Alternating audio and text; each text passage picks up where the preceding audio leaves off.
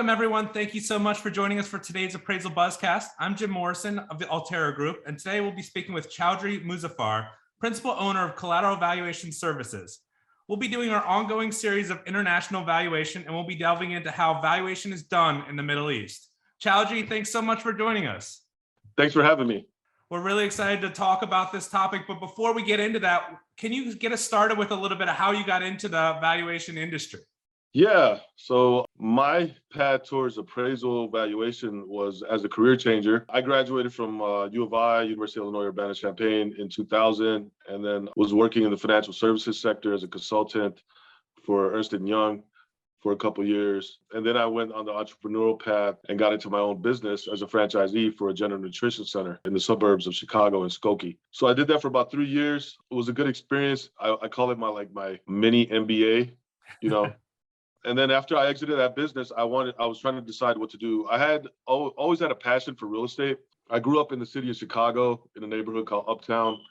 And amazing thing is that we just had the most magnificent buildings in Uptown. All these, Uptown used to be like maybe the center for Hollywood at one point, they used to say. So you had all the theaters like Riviera Theater, Aragon Ballroom, and Chicago Theater. You had all these buildings that you could tell they were just like, well done and nicely architectured and things of that nature. So it just really drew my attention to real estate. And I used to take the train downtown, and then you see, all the skyscrapers that we have in downtown Chicago. You kind of take it for granted, right? So I was always had this passion for real estate, and I had my broker's license, wasn't really doing much with it. A friend of mine mentioned to me a career as an appraiser, and I had no idea what he was talking about. So I happened to get in through that way, and there was a couple of appraisers at my brokerage, and they had their own small practice. And I spoke with them. I told them, look, I'm interested in doing this, and they kind of created a path for me to get into the business, and that was my way to get in. So well, that's great. Yeah, I agree with you. When I first got into the business, I had never bought in a house at that point, so I had no idea what appraisal was either. It is funny, what a small subset it is that know about it. So even though everybody knows about real estate, we need to get the word out on appraisal. Right. Yeah. So then you go take classes, right? And then you go train. So that was my way to get in. It was definitely an interesting way to get in. I don't recommend it for everybody, but that was my way. So. Well, let's talk about your path and what led you to doing valuation in the Middle East. Yeah, so that was another interesting developing situation. So, at that point in 2007, 2008, I had been in the business for a couple of years. And so you start to build a book of business. Being Muslim and being, my parents are from Pakistan, you're kind of inclined to do business with people of your own culture and things like that. So I picked up a client called Guidance Residential. They were based out of DC, but they did Islamic finance. And I was kind of their go-to appraiser here in Illinois. So I was doing quite a bit of business with them. And then it's really slowed down in the summer of 2008. I saw a job posting on the Appraisal Institute website where they were looking for an international appraiser. And that was about the only information they had. So it wasn't too much information. It was like, if you're interested in working internationally, apply or send a resume. So I did. I failed to mention that I was in the military, so I traveled a little bit, right? So it wasn't like foreign to me to kind of go other places outside the US. And then my parents being from Pakistan, I traveled there a couple of times. So it wasn't foreign to me to kind of go overseas 3,000 miles away either. I didn't consider it like a huge jump, right? I was always curious to understand what's going on in that part of the world. So, but anyway, I reached out and the recruiter came back to me and he mentioned to me a position in Saudi Arabia. I was just me and my wife were just married. So I said no at first. And then, but the summer of 2008, everything kind of shut down as far as business was going, right? From my standpoint. And so I reconsidered that. And, but come to find out, I didn't know that much of the management team that was working for this company called Guidance Residential, they had jumped ship and they were setting up a mortgage company in Saudi Arabia. And so I found out that later. So it was a group of about 10 expats that went from the US to, I think they were the second scene to kind of help jumpstart this startup, which was called Saudi Home Loans. The more I learned about it, it just seemed really interesting. The more I kind of learned more about Saudi Arabia after you kind of take all the other stuff away, it just became very interesting. It was like, kind of a virgin market. They were trying to increase home ownership for their local citizens, right? And residential financing was one of the ways to do that. This was a joint venture between a publicly listed developer and a regional bank there, and the IFC, which is an arm of the World Bank, was involved. And then when I talked to the management team there and went through the interview process, it was a guy named Mike Scott and a couple others, and they kind of gave me their vision for what they were trying to do and what they needed from this position, which was going to set up the valuation department in the mortgage company to do. I can't say I was like completely qualified for the position, but I would say, because I was just in the business for about 2.5 years at that point, but I would say that my skill set, given my undergrad degree and kind of financial background and things like that, played well. And then my cultural background played well into the role. One thing led to another. They presented an offer, and in October of 2008, I found myself in Riyadh, Saudi Arabia. Wow. Well, let's take a quick break, and then we're going to jump into that. Our first message today is from Cubicasa, and they've got some exciting product news. Cubicasa, the floor plan app, announced at the beginning of August, free floor plans are now available across the nation. The best part is it only takes 5 minutes at the property to complete a scan with no disto or measurement needed. In addition to the free version of the floor plans now offered in the US, Cubicasa will also be making available ANSI-aligned digital GLA products for as low as $15 per scan, as well as expanded options for you to configure the product to best meet your needs. Cubicasa's GLA software can be used in all 50 states to generate ANSI-aligned floor plans with exterior measurements. To find out more or to start your free scans, visit cubicasa.com. All right, and we're back, Choudhry. Thank you so much. So when we left off, we were talking about you had just gotten to Saudi Arabia and you were starting your valuation there. So tell us a little bit, some of the culture shock that was different from how the US does their valuation and how it was done over there. It was totally a blank slate.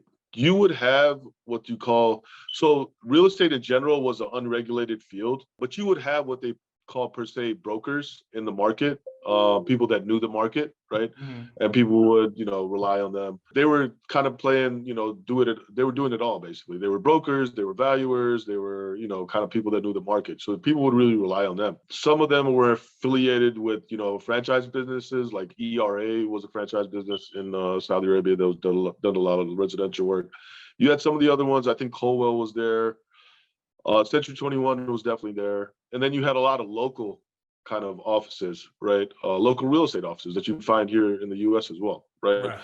So, but they were all unregulated. So the challenge was that, okay, how do you get consistent information from all these different vendors, right? So when I came aboard Saudi Home Loans, the goal was to kind of establish this department that would create a Chinese wall between originations and valuations, right? So for a little time there, I think, before I got there, they were kind of doing it all themselves internally. They were saying they were being transparent, but who really knows, right?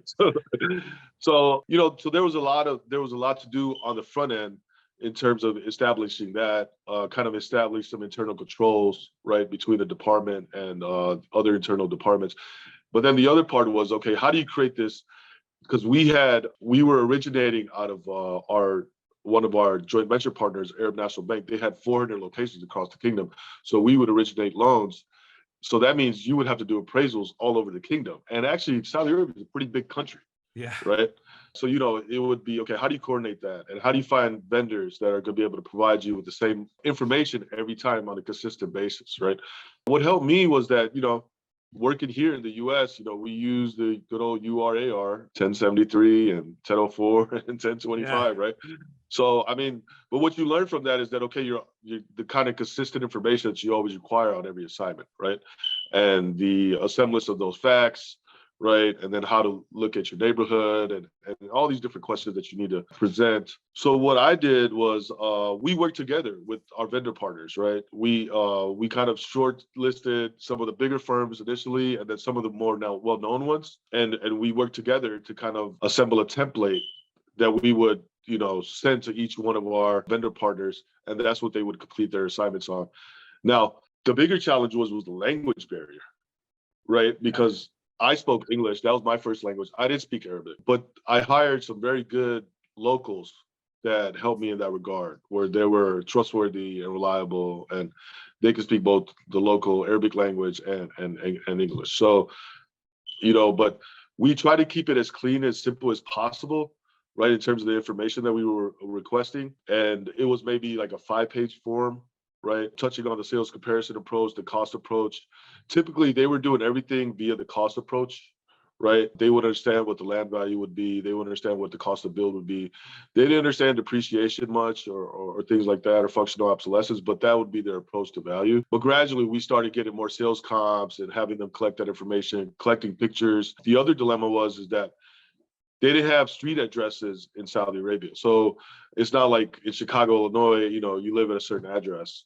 So they use PO boxes. So your mail is always sent to a PO box, which is not necessarily correlated with your exact address. Right. So we started using GPS coordinate to kind of get around that hurdle. So these are all the dilemmas that were kind of happening, but we developed a good relationship with our vendor partners for the most part, and kind of continue to build out the department that way. We were doing maybe 250 to 300 appraisals a month.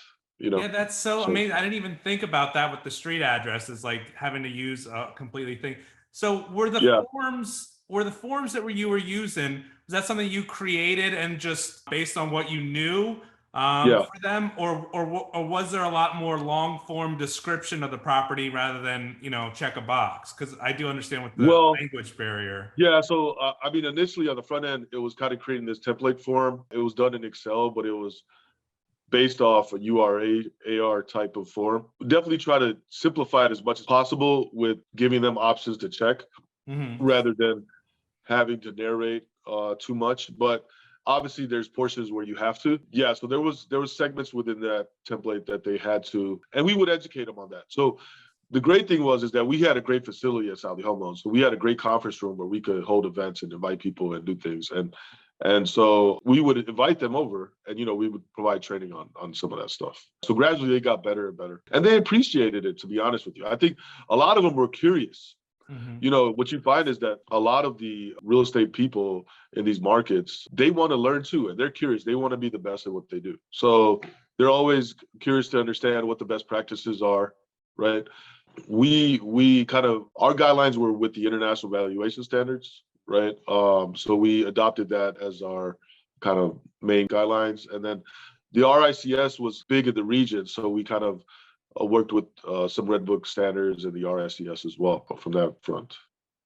Well, that's great. I'm going to take another quick commercial break and then we'll get back and finish this up.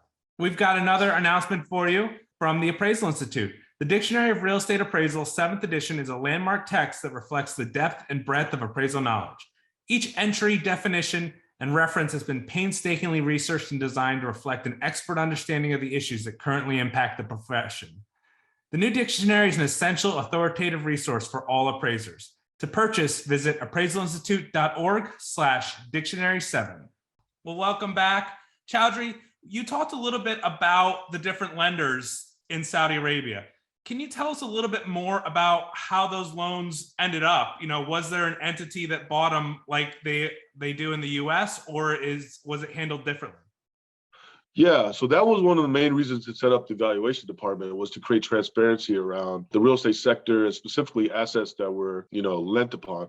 One of the main kind of goals for Saudi Home Loans was to tap into the capital markets and do what they call a sukuk, which is a bond issuance. And for that, they would need transparency around the real estate that was lent upon. But I think it was a gradual process. There was no regulation when Saudi Home Loans was first started. We were waiting on the mortgage law to get passed, which eventually it was. Much, much further down the line, though. And they always had this vision to kind of set up a similar entity to like a Fannie or Freddie.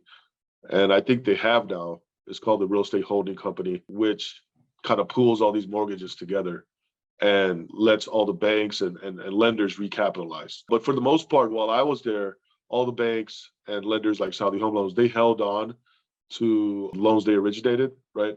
So it was quite a challenge for Saudi Home Loans because we went through our initial kind of funding very quickly. But gradually, I think Arab National Bank and Darul Khan, they stepped in and they figured out a way to recapitalize us, and we continued to originate.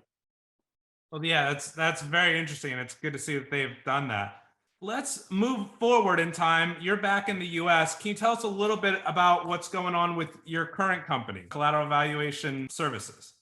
Yeah, so I'm back in the U.S. I'm back in my hometown of Chicago, Illinois. Me and my wife, we have 4 lovely kids, so we're just kind of raising our family, doing what you do at this point. My company, Collateral Valuations, is an appraisal company here based right outside Chicago, Des Plaines, Illinois, and I service the 7 counties in the Chicagoland area, doing both residential and commercial work. I enjoy appraising. It's given me the opportunity to travel the world. I do take assignments, overseas once in a while as I see fit, but my main focus these days is doing work here in Chicago and the surrounding areas. Well, thanks so much, Choudhry. It was so interesting to hear about that, and having a new country that we haven't heard about. It's really interesting, and your story of setting all that up is just really interesting. I think our listeners will really enjoy it. Well, appreciate you having me, and thank you. Well, we appreciate your time, and thanks again to all of our listeners for joining us and our sponsors for helping us put these on. If you have any ideas for a future podcast or would like to be interviewed, reach out to us at comments@appraisalbuzz.com. Thanks and have a great day.